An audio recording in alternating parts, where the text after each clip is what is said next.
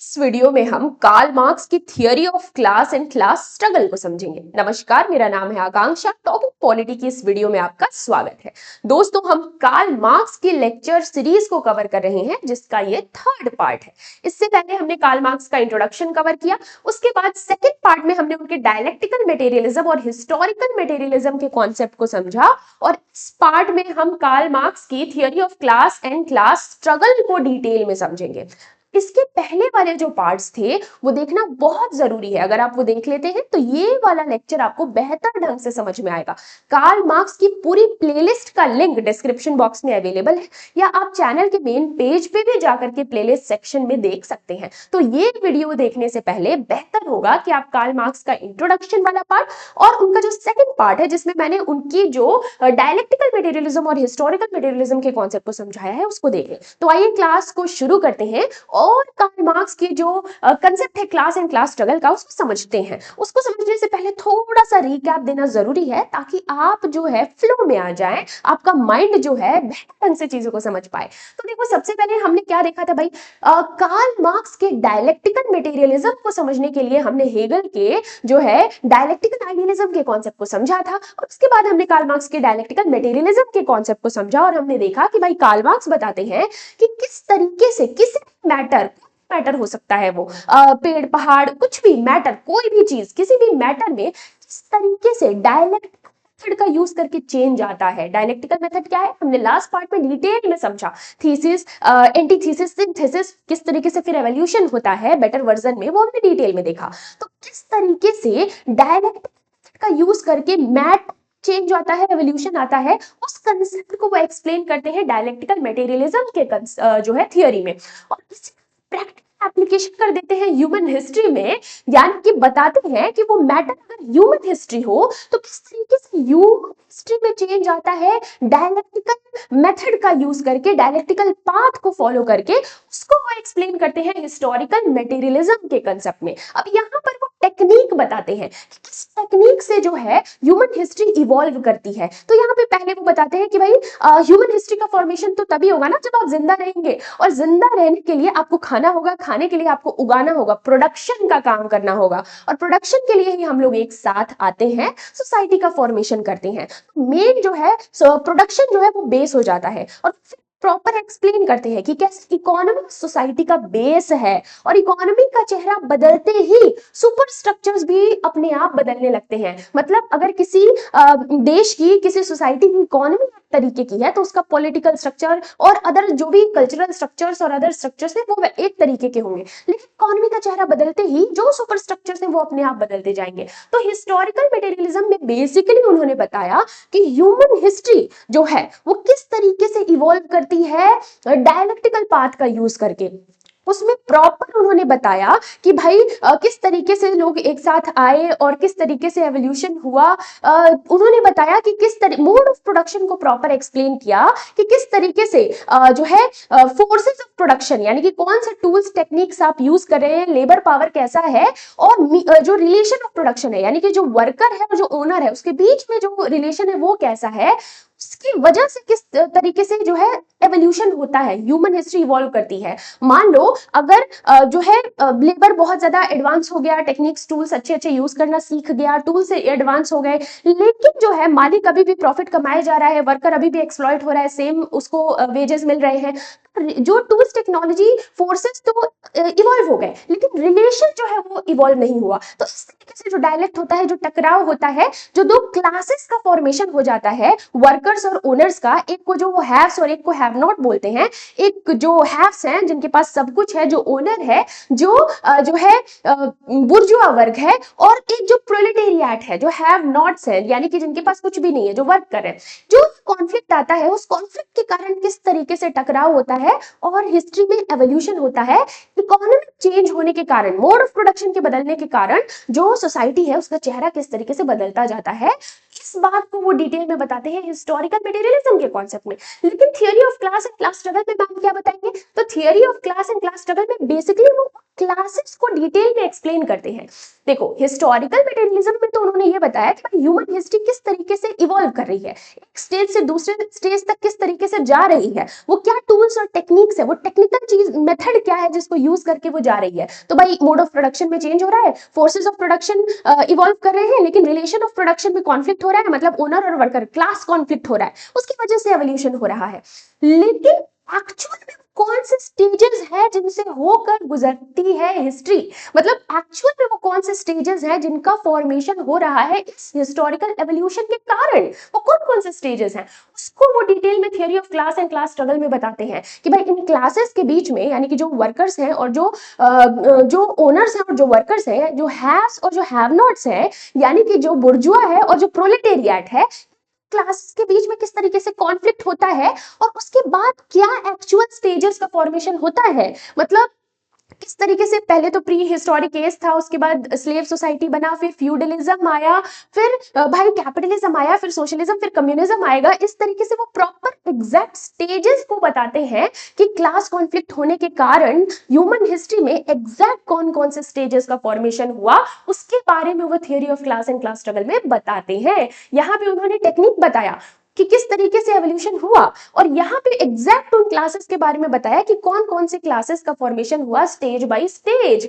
तो आइए इसको देख लेते हैं। तो सबसे पहले ये सारी बातें हमने देखी कि भाई कम्युनिस्ट मैनिफेस्टो में उन्होंने कहा था कि the history of all hitherto society is the history of class struggle, मतलब अभी तक की सोसाइटी का जो इतिहास रहा है वो क्लास स्ट्रगल का इतिहास रहा है कि जो एक ओनर क्लास है और जो वर्कर क्लास है उनके बीच में किस तरीके से कॉन्फ्लिक्ट हुआ, उसके बाद किस तरीके से एवोल्यूशन हुआ। तो अभी तक का जो इतिहास रहा है ह्यूमन हिस्ट्री का, वो क्लास स्ट्रगल का इतिहास रहा है। ये सारी बातें हैं जो हमने अभी डिटेल में समझी हैं। उसके बाद वो बताते हैं कि हिस्टोरिकल मटेरियलिज्म क्या एक्सप्लेन करता है, क्यों क्लासेस एग्जिस्ट करती हैं, because of how production the economy is organised. क्यों किस तरीके से हिस्टोरिकल मटेरियलिज्म ये एक्सप्लेन करता है कि ये क्लासेस आखिर एग्जिस्ट ही क्यों करती हैं, मतलब क्यों एग्जिस्ट करती हैं प्रोडक्शन के, because of how production is organised, मतलब पे बेस्ड है। इकोनॉमी का चेहरा बदलते ही समाज का, सोसाइटी का चेहरा भी बदलता जाता है, इवॉल्व करता जाता है। उस टेक्निक को बताता है हिस्टोरिकल मटेरियलिज्म। लेकिन क्लास स्ट्रगल की थ्योरी एक्सप्लेन करती है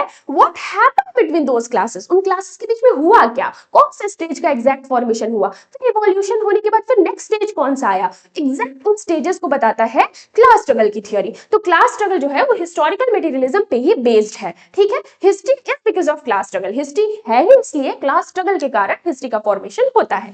आइए अब देख लेते हैं, एक एक करके स्टेजेस को समझ लेते हैं। तो वो बताते हैं कि जो हिस्ट्री है, जो इतिहास है, जो हमने हिस्टोरिकल मटेरियलिज्म की थ्योरी में देखा, वो किस चीज पे बेस्ड है, मोड ऑफ प्रोडक्शन पे, कि भाई प्रोडक्शन का मोड क्या है, जरिया क्या है, उगाने का, इकोनॉमी का जरिया क्या है, मोड क्या है, उस पर जो है हिस्ट्री बेस्ड है। हमने फोर्सेस ऑफ प्रोडक्शन और रिलेशन ऑफ प्रोडक्शन का कॉन्सेप्ट देखा कि भाई फोर्सेस ऑफ प्रोडक्शन यानी कि प्रोडक्शन के लिए कौन से फोर्स यूज कर रहे हो, कौन से टूल्स टेक्नोलॉजी यूज कर रहे हो, लेबर का किस तरीके का स्किल है, ये फोर्सेस ऑफ प्रोडक्शन हो गया। और रिलेशन ऑफ प्रोडक्शन यानी कि वर्कर और ओनर के बीच में किस तरीके का रिलेशन है, डिपेंड करता है।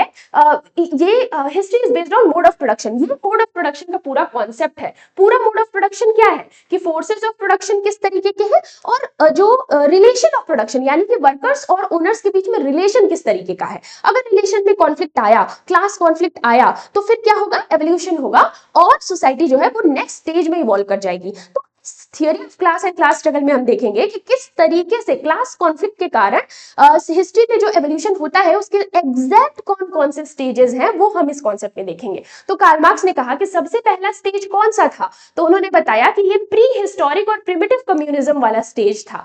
स्टेज में सब बड़े खुश थे, ये उनका एक अजम्पशन था कि ये प्री हिस्टोरिक एक एज होगा जिसमें सब लोग बड़े खुश होंगे। उसमें क्या होगा भाई, उसमें जो है लोग जो है स्मॉल ग्रुप्स में रहते होंगे और यहाँ पे कोई प्राइवेट प्रॉपर्टी नहीं होगी। मतलब एक कुदाल भी यूज हो रहा है ना कुछ प्रोड्यूस करने के लिए, तो वो सबका है, जो भी प्रोड्यूस हो रहा है वो सब एक साथ मिलके खा रहे हैं, एंजॉय कर रहे हैं, एक साथ उगा रहे हैं। तो ये बिल्कुल प्राइवेट प्रॉपर्टी वगैरह कुछ भी नहीं थी यहाँ पे। बिल्कुल वैसा ही स्टेज जो कम्युनिज्म वाला स्टेज था ना, बिल्कुल वैसा ही स्टेज हिस्ट्री में कौन सा था, प्री हिस्टोरिक प्रिमिटिव कम्युनिज्म, मोर और लेस वैसा ही था, जिसमें क्या था, लोग एक साथ स्मॉल ग्रुप्स में रहते थे, कोई प्राइवेट प्रॉपर्टी नहीं थी, land and tools were shared by everyone, जो भी जमीन थी, जो भी टूल्स थे, वो सब लोग एक साथ मिलकर के यूज करते थे, किसी का कुछ भी प्राइवेट नहीं था, कोई अमीर कोई गरीब नहीं था, कोई क्लास ही नहीं था। तो जब क्लास ही नहीं रहेगा तो क्लास कॉन्फ्लिक्ट भी नहीं रहेगा। तो यहाँ पे कोई क्लास नहीं था, कोई एक्सप्लॉयटेशन नहीं था, जो ये पहला स्टेज था, बड़ा अच्छा स्टेज था। उसके बाद क्या होता है, सेकेंड स्टेज आता है, जहां स्लेव सोसाइटी का फॉर्मेशन होता है। कैसे होता है मैम, सब लोग इतने हंसी खुशी रह रहे थे, फिर कैसे होता है?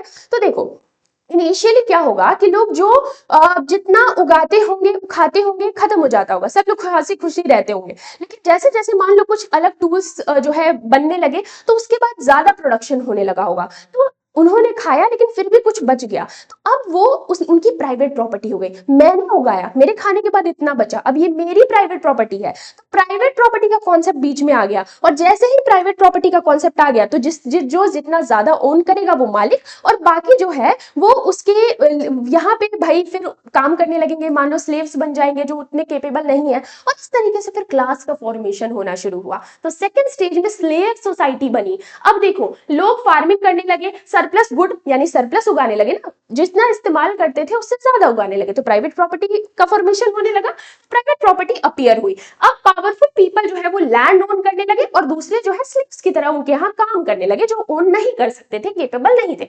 अब सोसाइटी जो है वो मास्टर्स और स्लेव्स के बीच में डिवाइड हो गई। यह पहला क्लास था जहां पे this was the first class based society in history, मतलब मानव इतिहास में पहला वर्ग पर आधारित क्लास बेस्ड सोसाइटी बना स्लेव सोसाइटी। यहाँ पे दो क्लासेस हुई, मास्टर्स और स्लेव्स। अब इनके बीच में फिर कॉन्फ्लिक्ट होता है, अब बहुत ज्यादा मास्टर्स एक्सप्लॉइट करने लगेंगे तो स्लेव्स भी कुछ रिएक्ट करेंगे, तो जो है इनके बीच क्लासेस के बीच में कॉन्फ्लिक्ट होगा, और फिर सोसाइटी इवॉल्व करेगी। जैसे जैसे आप देखो, जैसे जैसे इकोनॉमी का चेहरा बदल रहा है, सोसाइटी बदलती जा रही है। पहले जो मोड ऑफ प्रोडक्शन था, जो इकोनॉमी था प्री हिस्टोरिक एज में, उसमें क्या था भाई, एक ही लैंड था, सभी उस पे मतलब कॉमन लैंड था, सब उगा रहे थे, खा रहे थे, खुश थे। लेकिन जैसे ही प्राइवेट प्रॉपर्टी का कॉन्सेप्ट आया, वैसे ही समाज का चेहरा बदल गया। तो इकोनॉमी पे समाज बेस्ड था, ये कार्ल मार्क्स समझाने की कोशिश कर रहे हैं। अब सेकंड स्टेज आया स्लेव सोसाइटी, जहां पे मास्टर्स और स्लेव्स के दो क्लासेस में समाज बट गया। उसके बाद कौन सा स्टेज आता है, तीसरा स्टेज, फ्यूडलिज्म वाला समाज। इसमें क्या था भाई, अब यहाँ पे स्लेवरी धीरे धीरे जब डिक्लाइन होने लगी, तो land became the main source of wealth. अब यहाँ पे क्या हुआ, land main source of wealth बन गया। इसके पहले क्या था कि भाई जो सरप्लस गुड उगा रहा है, प्राइवेट प्रॉपर्टी अपीयर हुआ, तो कुछ ओनर्स हो गए, सोसाइटी किस में डिवाइड हो गई, मास्टर्स और स्लेव में, पहला क्लास बेस्ड सोसाइटी बना। लेकिन उसके बाद धीरे धीरे क्या हुआ, land became main source of wealth. अब लैंड जो मेन सोर्स ऑफ वेल्थ बन गया। इसके बाद जो लोग लैंड को ओन करते थे उनको लॉर्ड्स कहा जाने लगा, और जो लोग उस लैंड पे काम करते थे, लॉर्ड्स के लैंड पे जो लोग काम करके प्रोडक्शन कर रहे थे, उनको पेजेंट्स कहा जाने लगा। फिर से दो क्लासेस में सोसाइटी डिवाइड हो गई, पहले ही डिवाइड हो चुकी थी, अब वो इवॉल्व हो गया वो रिलेशन दोनों के बीच का। अब पेजेंट्स जो है, जो लॉर्ड्स हैं, जिनकी जमीनों पे ये काम कर रहे थे, काम करने के लिए उनको कुछ अपने प्रोडक्शन का हिस्सा उनको देना पड़ता था, क्योंकि इनके पास अपनी जमीनें नहीं थी। जैसे अभी भी हम देखते होंगे कि कोई फार्मर है, उसके पास अपनी जमीन नहीं है, तो किसी बड़े जमींदार के जमीन पे काम करता है, उगाता है, और उगाने का कुछ हिस्सा वो दे देता है। इस तरीके का सिस्टम इवॉल्व होना शुरू हुआ। आप देखो, पूरा समाज इकोनॉमी पे भी बेस्ड है, जिस हिसाब से कार्ल मार्क्स समझा रहे हैं। अब देखो, अपने प्रोडक्शन का कुछ पार्ट वो लॉर्ड्स को देते थे। अब यहाँ पे कॉन्फ्लिक्ट, कांस्टेंट टेंशन चल रहा था लॉर्ड्स के बीच में, जो ओनर्स थे लैंड के, और जो वर्कर्स थे। भाई हो सकता है ये इनसे खूब काम करवा रहे हो, ये खूब उगा रहे हो, और वो सारा ले रहे हो, इनके साथ जस्टिस ना हो रहा हो। तो इस तरीके से टेंशन जो है शुरू हुआ, डायलेक्ट शुरू हुआ, कॉन्फ्लिक्ट शुरू हुआ। किसके बीच में, दो क्लासेस के बीच में, लॉर्ड्स और पेजेंट्स के बीच में। थर्ड स्टेज ऑफ एवोल्यूशन में, जो फ्यूडलिज्म वाला स्टेज था, उसके बाद फिर इस कॉन्फ्लिक्ट के कारण सोसाइटी एक स्टेज अप इवॉल्व करती है, और चौथा स्टेज आता है जिसको वो कैपिटलिज्म वाला समाज कहते हैं। इसमें क्या होता है, इसमें देखो, जैसे जैसे ट्रेड और टेक्नोलॉजी, अब धीरे धीरे मान लो कि पेजेंट्स थे और वर्कर्स, पेजेंट्स थे और लॉर्ड्स थे, अब धीरे धीरे टेक्नोलॉजी बढ़ने लगती है। अब टेक्नोलॉजी इवॉल्व करती है, मशीनें आने लगती हैं, इंडस्ट्रियां लगने लगती हैं। तो अब ये land, it replaced land as the main source of production. अब land main source of production नहीं रह गया, अब चीजें बदल गई। अब दो वर्ग में समाज बट गया। एक तो जो इंडस्ट्रियों के मालिक होने लगे, वो उनको क्या कहा जाने लगा, कैपिटलिस्ट, जिसको हम बुर्जुआ कहते हैं, हैव्स, और जो फैक्ट्री और इंडस्ट्री को, मशीनों को ओन करते थे। और दूसरा कौन सा वर्ग बना, तो बना वर्कर्स का, जिनको हम प्रोलेटेरिएट्स कहते हैं, वो जो sold there labour for wages, उन इंडस्ट्रियों में, उन फैक्ट्रियों में ये काम करते थे। तो अब समाज दो वर्ग में, कौन से दो वर्गों में बटा, कैपिटलिस्ट और वर्कर्स। कैपिटलिस्ट मतलब वो जो उन फैक्ट्रियों, उन इंडस्ट्रियों को ओन करते थे, और वर्कर्स जो वहां पे काम करते थे। तो पहले क्या था, पहले लैंड का दबदबा था, धीरे धीरे फिर सबसे पहले प्राइवेट प्रॉपर्टी का कॉन्सेप्ट आया, फिर लैंड का कॉन्सेप्ट आया, अब धीरे धीरे मशीनों पे समाज डिपेंडेंट हो गया। तो अब मशीनों को जो ऑन करने लगे वो भाई जो है कैपिटलिस्ट बुर्जुआ हो गए, और जो मशीन उन इंडस्ट्रियों फैक्ट्रियों में काम करने लगे वो वर्कर्स हो गए, जिनको हम प्रोलेटेरिएट्स कहते हैं। अब इन दोनों के बीच में कॉन्फ्लिक्ट होने लगा। अब जो ओनर्स हैं फैक्ट्री इंडस्ट्री के, वो लोग ज्यादा काम लेने लगे, कम वेज देने लगे। अब ये कॉन्फ्लिक्ट बढ़ता गया, अब ये टेंशन बढ़ता गया। अब यहाँ पे एक नए तरीके का क्लास कॉन्फ्लिक्ट का जन्म होता है ओनर्स और वर्कर्स के बीच में। और कौन कौन सी क्लासेस बनती हैं, कैपिटलिस्ट क्लास और वर्कर क्लास। मार्क्स का ये मानना था कि कैपिटलिज्म जो है वो इवेंचुअली अंत तक जाते जाते कोलैप्स कर जाएगा, because the exploitation of workers would increase leading to workers revolution. मतलब अब जितना ज्यादा ये जो ओनर्स हैं, जो बुर्जुआ समाज है, जो कैपिटलिस्ट है, जितना ज्यादा इनको दबाते जाएंगे ना वर्कर्स को, एक स्टेज ऐसा आएगा कि सहते सहते ये रिवॉल्ट कर देंगे और वो रेवोल्यूशन हो जाएगा। और फिर जो चौथे स्टेज में समाज था कैपिटलिज्म वाले स्टेज में, वो अब फिर से कौन से स्टेज में आ जाएगा, सोशलिज्म वाले स्टेज में। आपने अगर पार्ट 1 देखा है, कार्ल मार्क्स को पढ़ा है, तो आपको पता होगा वो उसी समाज का हिस्सा थे जब कैपिटलिज्म वाला सिस्टम था, वही दबदबा था। तो यहां तक तो वो अज्यूम कर रहे हैं, यहां तक तो वो बता रहे हैं कि भाई अभी तक ये सिस्टम था। अब आगे वो अजम्पशन दे रहे हैं कि इसके बाद क्या होगा। तो वो बता रहे हैं कि इसके बाद क्या होगा, कि जितना ज्यादा इनको दबाया जाएगा वर्कर्स को, ये क्या करेंगे, अब रिवोल्ट करेंगे। और फिर कौन सा स्टेज आ जाएगा, फिर सोशलिज्म वाला स्टेज आ जाएगा, जहां पे क्या होगा, अब पावर बुर्जुआ के पास आ जाएगा, पहले पावर प्रोलेटेरिएट्स के पास आ जाएगा। अभी तक जो फैक्ट्री इंडस्ट्री के ओनर्स थे कैपिटलिस्ट बुर्जुआ, उनके पास पावर था कैपिटलिज्म वाले सिस्टम में। लेकिन जैसे सोशलिज्म वाला सिस्टम आएगा, वर्कर्स रिवॉल्ट कर देंगे और सोशलिज्म वाले सिस्टम में चले जाएंगे, समाज सोशलिज्म वाले सिस्टम में चला जाएगा, और पावर किसके पास आ जाएगा, प्रोलेटेरिएट्स के पास। तो इसलिए इस स्टेज को वो क्या कहते हैं, डिक्टेटरशिप ऑफ द प्रोलेटेरिएट्स। मतलब कि जो प्रोलेटेरिएट्स है उनका डिक्टेटरशिप, उनका दबदबा हो जाएगा सोशलिज्म वाले सिस्टम में। अब यहाँ क्या होगा, this stage will come immediately. ये स्टेज कब आएगा, इमीडिएटली तब जब वर्कर्स जो हैं, जो दबे कुचले लोग थे, जो प्रोलेटेरिएट्स थे, वो क्या करेंगे, जब रेवोल्यूशन कर देंगे तो सोसाइटी बदल के सोशलिज्म वाले स्टेज में जो पहुंच जाएगी और ये कैपिटलिज्म को ओवरथ्रो कर देगी। ये एक ट्रांजिशन वाला स्टेज होगा, ये प्रेडिक्ट कर रहे हैं कार्ल मार्क्स। किस तरीके की क्लासेस होंगी यहाँ पे, कैपिटलिस्ट और वर्कर्स वाला जो क्लास था वही रहेगा, लेकिन अब दबदबा किसका होगा, वर्कर्स का, dictatorship of the proletariat. Workers will be the exploiters and capitalist will be exploited. अब वर्कर्स जो है वो एक्सप्लॉयटर होंगे और कैपिटलिस्ट एक्सप्लॉयट होंगे, और ये stage will now be controlled by workers. अब इस स्टेज को कौन कंट्रोल करेगा, वर्कर्स कंट्रोल करेंगे। और उसके बाद ये जो सोशलिज्म में जो ट्रांजिशन हुआ, उसके बाद एक पीसफुल ट्रांजिशन होगा, सब अज्यूम कर रहे हैं। कैपिटलिज्म वाला सिस्टम उन्होंने देखा, उसके बाद अज्यूम कर रहे हैं कि वर्कर्स रिवॉल्ट करेंगे, सोशलिज्म वाला स्टेज आएगा, ये ट्रांजिशन का फेज होगा जहां पे वर्कर्स जो है अब वो पावर में आ जाएंगे, वो डिक्टेटरशिप ऑफ द प्रोलेटेरिएट हो जाएगा, और उसके बाद फिर एक पीसफुल ट्रांजिशन होगा और लास्ट स्टेज आ जाएगा कम्युनिज्म वाला स्टेज। अब इसमें क्या होगा भाई, कोई फिर वही प्रिमिटिव प्री हिस्टोरिक एज वाला जैसा समाज आ जाएगा। फिर अब कोई प्राइवेट प्रॉपर्टी नहीं, कोई सब कॉमन ओनरशिप जो है वो सबका है, सब एक साथ मिल बांट के खा रहे हैं। यहाँ पे कोई क्लास नहीं होगा, कोई क्लास स्ट्रगल नहीं होगा। और वो कहते हैं कि जब क्लास स्ट्रगल नहीं होगा तो कोई हिस्ट्री का, फिर अब यहाँ पे हिस्ट्री रुक जाएगी और अब फर्दर कोई एवोल्यूशन नहीं होगा। तो कहते हैं कि ये एक पीसफुल चेंज होगा सोशलिज्म से कम्युनिज्म की तरफ, और ये फाइनल स्टेज होगा समाज का, ह्यूमन हिस्ट्री का फाइनल स्टेज होगा कम्युनिज्म। ये एक क्लासलेस और स्टेटलेस सोसाइटी का फॉर्मेशन होगा, जहां पे एवरीवन, हर कोई जो है अपनी एबिलिटी के हिसाब से काम करेगा और अपनी जरूरत के हिसाब से उसको चीजें प्रोवाइड कर दी जाएंगी। मतलब एक कॉमन समाज जहां पे जो है सबका है, अपनी जितनी एबिलिटी है तुम्हारे अंदर उस एबिलिटी से काम करो और जितनी जरूरत है उतनी चीजें तुम ले लो, ठीक है। अब यहाँ पे कोई एक्सप्लॉयटेशन नहीं होगा, क्योंकि कोई प्राइवेट प्रॉपर्टी नहीं है, कोई क्लास नहीं है, और यहाँ पे ट्रू फ्रीडम आएगा, सच्ची स्वतंत्रता लोग महसूस कर पाएंगे। और स्टेट विल विदर अवे, मतलब किसी स्टेट गवर्नमेंट की जरूरत नहीं पड़ेगी, स्टेटलेस सोसाइटी हो जाएगी। और यहाँ पे भाई कोई क्लास नहीं, कोई स्टेट नहीं, complete equality, freedom and happiness होगा। ये फाइनल स्टेज होगा मार्क्स के व्यू में। वो कहते हैं कि since class struggle ends history ends, जो क्लास स्ट्रगल है, क्लास कॉन्फ्लिक्ट जहां खत्म हो जाएगा कम्युनिज्म वाले स्टेज में आते आते, तो हिस्ट्री का भी अंत हो जाएगा, मानव इतिहास का भी, ह्यूमन हिस्ट्री का भी अंत हो जाएगा। तो हम क्या देख रहे हैं दोस्तों, हम कार्ल मार्क्स के theory of class and class struggle को समझ रहे हैं, जिसमें हम एग्जैक्ट उन स्टेजेस को समझ रहे हैं जिससे हो करके ह्यूमन हिस्ट्री गुजर चुकी है और आगे भी गुजरेगी।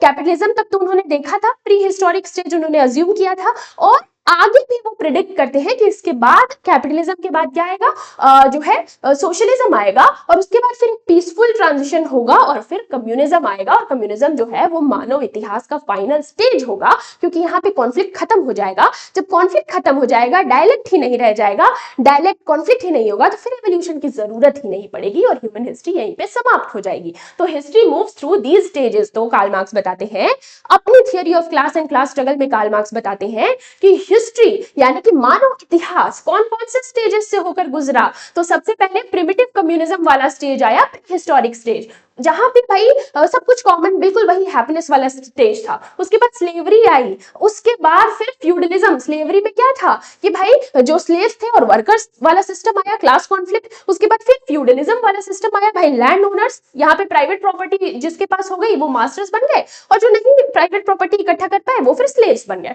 उसके बाद फ्यूडलिज्म वाला सिस्टम, फिर जिसके पास ज्यादा लैंड है वो लॉर्ड्स बन गए, और फिर जो नहीं लैंड इकट्ठा कर पाए वो वर्कर्स बन गए। फिर क्लास का फॉर्मेशन, फिर क्लास कॉन्फ्लिक्ट। उसके बाद फिर एवोल्यूशन हुआ और लोग भाई मशीन इंडस्ट्री वगैरह बनाना सीख गए, और फिर एवोल्यूशन हुआ। अब क्या बना, कैपिटलिज्म वाला सिस्टम। अब जो उन इंडस्ट्रीज फैक्ट्रीज के मालिक बन गए वो कैपिटलिस्ट बन गए, वो जो है बुर्जुआ बन गए, और जो वर्कर्स है, प्रोलेटेरिएट्स है, हैव नॉट्स है, वो फिर डिप्राइव्ड रह गए। फिर क्लास कॉन्फ्लिक्ट हुआ और फिर कैपिटलिज्म वाला सिस्टम बन गया। फिर एवोल्यूशन हुआ, फिर जो है वर्कर्स ने फिर रिवोल्ट कर दिया, और एक ट्रांजिशन वाला फेज आया सोशलिज्म, जिसमें क्या था, डिक्टेटरशिप ऑफ द प्रोलेटेरिएट। अब जो प्रोलेटेरिएट्स हैं, जो वर्कर्स हैं, उनका दबदबा बन गया। और उसके बाद फिर एक जो है पीसफुल ट्रांजिशन हुआ और कम्युनिज्म वाला स्टेज आया, जहां पे फिर से कोई क्लास कॉन्फ्लिक्ट नहीं, किसी भी तरीके का क्लास डिवीजन नहीं, कोई डायलेक्ट नहीं, और जब क्लास कॉन्फ्लिक्ट ही नहीं रहेगा, किसी तरीके का वर्ग संघर्ष ही नहीं रहेगा, तो ह्यूमन हिस्ट्री वहीं पे रुक जाएगी, मानव इतिहास का वो लास्ट स्टेज होगा। तो इस तरीके से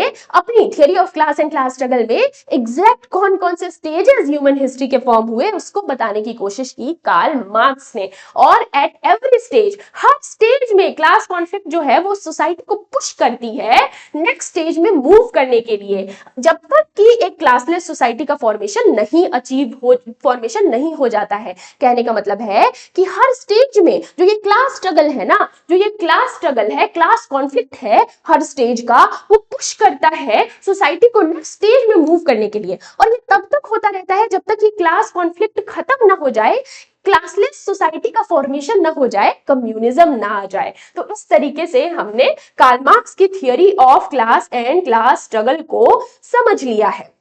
आइए अब एक बार देख लेते हैं कि आगे हम क्या करने वाले हैं। तो दोस्तों सबसे पहले हमने फर्स्ट पार्ट में इंट्रोडक्शन देखा था, उसके बाद हमने उनके डायलेक्टिकल मटेरियलिज्म और हिस्टोरिकल मटेरियलिज्म के कॉन्सेप्ट को समझा, और जिसमें हमने देखा कि भाई क्या वो टूल्स और टेक्निक्स है, कौन सी टेक्निक्स से हो करके क्लास किस तरीके से एवोल्यूशन हो रहा है। सबसे पहले डायलेक्टिकल मटेरियलिज्म में देखा, उन्होंने बताया कि भाई ओवरऑल मैटर का एवोल्यूशन किस तरीके से होता है डायलेक्टिकल पाथ का यूज करके। उसके बाद उन्होंने बताया मटेरियलिज्म का प्रैक्टिकल एप्लीकेशन कर दिया ह्यूमन हिस्ट्री पे, और बताया कि एग्जैक्टली ह्यूमन हिस्ट्री में किस तरीके से एवोल्यूशन हो रहा है डायलेक्टिकल मेथड का यूज करके, और डिटेल में सारी चीजें बताएं कि भाई कैसे होता है, कैसे मोड ऑफ प्रोडक्शन पे सारी चीजें टिकी हुई हैं। प्रोडक्शन का चेहरा बदलते ही, मोड ऑफ प्रोडक्शन बदलते ही, मतलब फोर्सेस ऑफ प्रोडक्शन और रिलेशन ऑफ प्रोडक्शन बदलते ही किस तरीके से समाज के जो बाकी सुपर स्ट्रक्चर्स है वो भी बदलते हैं और सोसाइटी एक नए स्टेज में इवॉल्व कर जाती है। तो ये बेसिक टेक्निक बताई उन्होंने कि किस तरीके से ह्यूमन हिस्ट्री में एवोल्यूशन होता है, जो उन्होंने ये बात बताई हिस्टोरिकल मटेरियलिज्म में। तो अब डायलेक्टिकल मटेरियलिज्म और हिस्टोरिकल मटेरियलिज्म हो गया। अब हिस्टोरिकल मटेरियलिज्म का जब प्रैक्टिकल एप्लीकेशन कर दिया, यानी कि एग्जैक्ट वो कौन कौन से स्टेजेस फॉर्म हुए जिनसे हो करके समाज या ह्यूमन हिस्ट्री इवॉल्व कर रही है, एग्जैक्ट उन सारे स्टेजेस को एक्सप्लेन किया उन्होंने theory of class and class struggle में, जिसमें उन्होंने बताया कि कैसे हर एक स्टेज में जब क्लास का फॉर्मेशन हो रहा है, उन क्लास के बीच में कॉन्फ्लिक्ट हो रहा है, तो उस कॉन्फ्लिक्ट, उस डायलेक्ट के कारण किस तरीके से एवोल्यूशन हो रहा है और नेक्स्ट स्टेज का फॉर्मेशन हो रहा है। तो एग्जैक्ट कौन कौन से स्टेजेस का फॉर्मेशन होता है ह्यूमन हिस्ट्री में क्लास कॉन्फ्लिक्ट के कारण, उसको उन्होंने एक्सप्लेन किया theory of class and class struggle में। अब नेक्स्ट वीडियो में, नेक्स्ट लेक्चर में हम उनके थियरी ऑफ सरप्लस वैल्यू को समझेंगे, फिर एलियनेशन की थियरी और फिर कुछ क्वेश्चंस देखेंगे। एक और बहुत इंपॉर्टेंट अनाउंसमेंट ये है कि हम यूजीसी नेट पॉलिटिकल साइंस का फुल कोर्स लेकर आ रहे हैं बहुत जल्द। हमने ऐप, हमारा टॉकिंग पॉलिटी का ऐप जो है बनने के लिए दे दिया गया है, बहुत जल्दी जो है ऐप भी बनकर आ जाएगा। ऐप पे ही कोर्स लॉन्च किया जाएगा, कंप्लीट कोर्स होगा, सबसे अभी तक उस प्राइस पे आपको कहीं पे भी नहीं मिल रहा होगा, उस प्राइस पे हम लेकर आएंगे और सिर्फ 100 बच्चों को लेंगे। चाहे कितने भी बच्चे आ जाए, हम उससे कोई मतलब नहीं है, सिर्फ 100 सीरियस स्टूडेंट्स को लेंगे। अब मैम कैसे पता चलेगा कौन सीरियस है?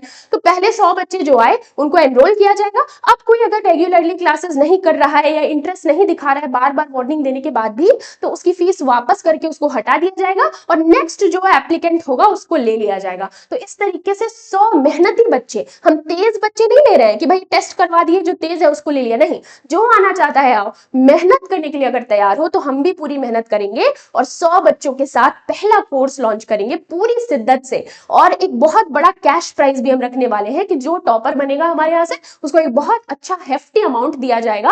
और भी बहुत सारे सरप्राइजेस है जो हम लेकर आने वाले हैं, तो बिल्कुल बने रहिए हमारे साथ। और पहले जो मैं कह रही थी ना कि नोट्स, पीडीएफ नोट्स कुछ मिनिमल प्राइस पे अवेलेबल करवाने के लिए लिंक दिया है, वो सब अब हटा दिया जाएगा। अब सारे notes free of cost talking polity app पे अवेलेबल कराया जाएगा। आप ऐप पे जाइए, फ्री ऑफ कॉस्ट सारे नोट्स को अवेल करिए, पढ़िए। मिलते हैं नेक्स्ट वीडियो में दोस्तों, नेक्स्ट लेक्चर में, जहां पे हम कार्ल मार्क्स की थियरी ऑफ सरप्लस वैल्यू को समझेंगे, सरप्लस वैल्यू के कॉन्सेप्ट को समझेंगे। वीडियो कैसा लगा जरूर कमेंट सेक्शन में लिखकर बताइए। अगर अच्छा लगा तो लाइक करिए और अपने दोस्तों के साथ, किसी एक दोस्त के साथ इस वीडियो को जरूर शेयर करिए। मिलते हैं नेक्स्ट वीडियो में, तब तक के लिए गुड बाय, गुड लक। और हाँ, एक और बात, अगर टेलीग्राम चैनल नहीं ज्वाइन किया है तो लिंक डिस्क्रिप्शन बॉक्स में अवेलेबल है, टेलीग्राम चैनल भी ज्वाइन कर लो। वहां पे कभी कभी क्विजेस वगैरह मैं कंडक्ट कराती रहती हूँ, क्विज क्वेश्चंस भी देते रहती हूँ और इंपॉर्टेंट नोटिस एंड नोटिफिकेशंस वहां पे शेयर करते रहती हूँ। तो टेलीग्राम चैनल नहीं ज्वाइन किया तो जरूर ज्वाइन करिए। मिलते हैं नेक्स्ट वीडियो में।